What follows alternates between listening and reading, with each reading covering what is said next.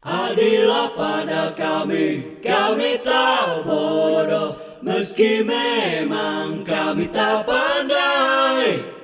Tapi kami berjanji akan tetap mengkritik sesuai isi hati. Hei penguasa, ini kami rakyat jelata. Engkau ada untuk siapa? Hei penguasa, ini kami rakyat jelata. Mau sampaikan semua keluh kesah. Bekerjalah dengan hati, pakai empati. Jangan banyak intrik, apalagi bikin taktik. Bijaklah dalam membuat peraturan. Jangan sampai bikin aturan yang berat sebelah. Apa yang sedang terjadi hari ini tentu tidak terlepas dari tokoh-tokoh kunci bangsa kita. Ada Prabowo Subianto, ada Joko Widodo, ada Megawati Soekarno Putri, ada SBY. Saya kira itu tokoh-tokoh yang terus punya peranan besar. Maka Prabowo Subianto sebagai seorang presiden yang mencoba untuk membuat sebuah jalinan yang sama-sama baik terhadap semua pihak, win-win situation, dan kita melihat dari kebijakannya begitu ya. Sangat sulit ini dilakukan ketika upaya untuk mempertemukan Megawati dengan Joko Widodo. Kita masih ingat sekali apa yang menjadi sikap dari Megawati Soekarno Putri terhadap SBY ya, sampai entahlah mungkin 10 tahun tak ada pertemuan sama sekali. Padahal kalau dilihat dengan kelakuannya Jokowi terhadap Megawati, ini tentu jauh lebih sangat menyakitkan dada. Pengkhianatan setelah lebih dari 15 tahun, 17 tahun, 18 tahun. Dari Jokowi diusung oleh Megawati menjadi wali kota Solo, nyambung gubernur Jakarta, presiden 2 periode, kemudian berkhianat. Nah, maka ketika Prabowo Subianto dengan Didit mendatangi Ibu Mega, ini menjadi sinyal yang positif, apalagi ketika ditanya kepada Mbak Puan bahwa sedang disiapkan ya, Puan dan Dasko mengatakan sedang menyiapkan pertemuan yang tepat antara Prabowo dengan Megawati Soekarno Putri.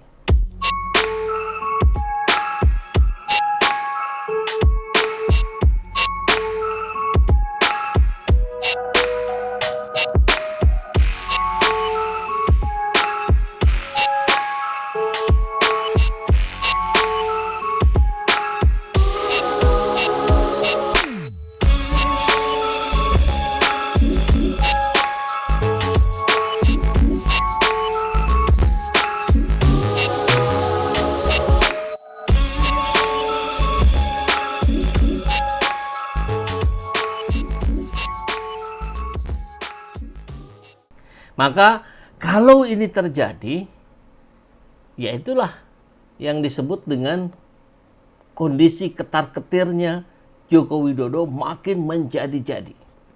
Bagaimana tidak? Jokowi hari ini sedang terus-menerus dicecar soal ijazah palsunya, soal skripsi abal-abalnya, karena semakin ditunjukkan oleh buzzer-buzzer PSI, semakin terkuak kejanggalan-kejanggalannya. Maka saya kira ini menjadi sebuah kajian menarik malam hari ini untuk melihat ketika Prabowo Mega makin mesra, maka Jokowi makin ketar-ketir.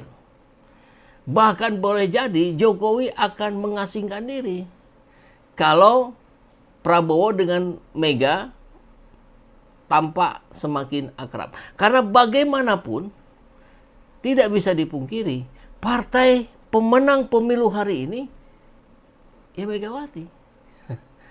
Terbesar PDIP. Maka tidak bisa dipandang sebelah mata saya kira. Apalagi kalau kita melihat apa yang ditampakkan oleh Puan Maharani yang tidak mengambil sikap oposisi terhadap Prabowo Subianto kan. Oke, jadi ini kajian menarik, mari kita bahas satu persatu. Mulai dari kabar RMOL, kita akan kaitkan dengan kabar-kabar yang muncul di media sosial lainnya. Jokowi makin ketar-ketir jika Mega Prabowo mesra. Seru ini ya, akan bikin gempar ini. Putra Presiden Prabowo, Didit Hedi Prasetyo, kemarin menyambangi kediaman Megawati Soekarno Putri beberapa hari yang lalu ya. Maka sejumlah pihak menyebut bahwa kunjungan Didit ini menjadi bukti bahwa hubungan Prabowo dan Megawati sebetulnya tidak ada masalah. Dan kita juga sudah mendengar statement-statement dari para petinggi PDIP. Tidak ada masalah antara PDIP dengan Gerindra, antara Megawati dengan Prabowo Subianto. Masalah Megawati itu dengan Jokowi. Masalah PDIP itu ya dengan Joko Widodo. Nah, ini menurut Direktur Eksekutif Political dan Public Policy Studies, Jerry Messi, silaturahim Didit ke kediaman Megawati ini tentu akan menjadi jembatan hubungan sang ayah dengan presiden kelima tersebut. Saya nilai Didit menjadi jembatan pemersatu antara Megawati dan Prabowo. Sebetulnya Mega Prabowo punya hubungan sebagai ketua partai yang cukup harmonis. Dan ini upaya untuk menyatukan dari Pak Prabowo, menyatukan Mega dengan Jokowi tentu akan membawa hambatan yang begitu besar. Ya bagaimana kita tahu, Megawati dengan SBY saja ya kita tahu hubungannya. Barangkali 10 tahun tidak ada pertemuan sama sekali. Kalau SBY datang, Mega nggak datang. Kalau dipastikan SBY nggak datang, Mega datang. Kan kurang lebih begitulah. Apalagi dengan Joko Widodo gitu. Jadi kalau kita lihat nanti kemudian Prabowo jadi bertemu dengan Megawati, maka ini sinyalemen terpojoknya posisi Joko Widodo yang hari ini pun semakin terpojok oleh media dan para tokoh-tokoh kritis. Bahkan ada yang akan mendatanginya di tanggal 16 April. Ya diberi opsi juga kalau mau datang di 15 April monggo ke UGM ya, pertemuan bersama-sama dengan rektor, dekan dan sebagainya. Nah, kalau kata Nasudin Cirebon, entah ini kabar baik atau kabar buruk buat rakyat. Mesranya Mega Prabowo terhadap kondisi hidup rakyat. Saya kira yang terpenting adalah stabilitas. Stabilitas politik tentu dampaknya pada stabilitas ekonomi. Maka mau tidak mau, perpolitikan ini harus dibawa ke ruang-ruang yang lebih adem, yang lebih tentram. Bagaimana cara membuat situasi ini lebih adem, ayem, tentrem ini? Ya, sumber masalah bangsa selama ini harus diselesaikan terlebih dahulu. Apa itu? Ya Joko Widodo.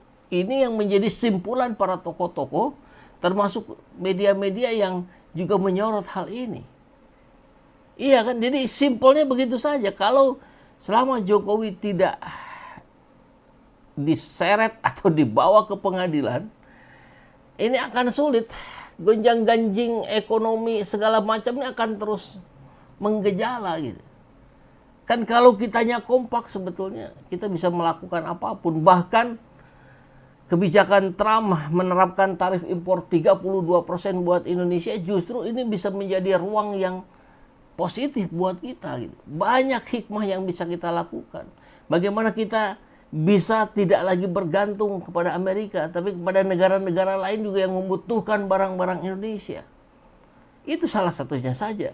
Tapi yang lainnya juga, ini juga momentum reshuffle untuk melihat bagaimana bahwa para menteri ini haruslah orang-orang yang problem solver, yang mampu menyelesaikan masalah dengan cara-cara yang baik, yang elegan. Ya. Nggak gagap seperti yang kita lihat kemarin-kemarin. Ya.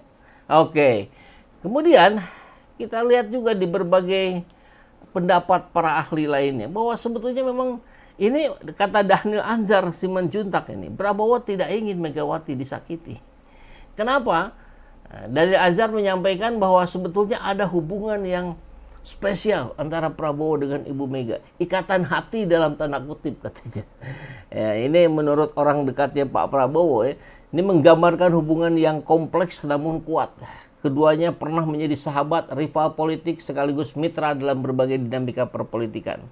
Jadi rasanya tidak mungkin juga PDIP akan memposisikan diri sebagai oposisi. Kalau melihat gejalanya sampai detik ini, ya, bahkan kan kalau kita lihat yang kencang sebagai oposisi itu justru sedang diperankan Nasdem dalam bentuk Metro TV-nya. Kan kurang lebih begitu ya. Kita lihat siapa Valentino Rossi, bukan Rossi ya. Ini kan sekarang sedang terus-terusan menjadi perbincangan ketika cara membawakan beritanya dengan cara yang pendekatan stand up comedy gitu. Jadi justru bukan PDIP, kita lihat Nasdem. Walaupun wajahnya wajah Metro.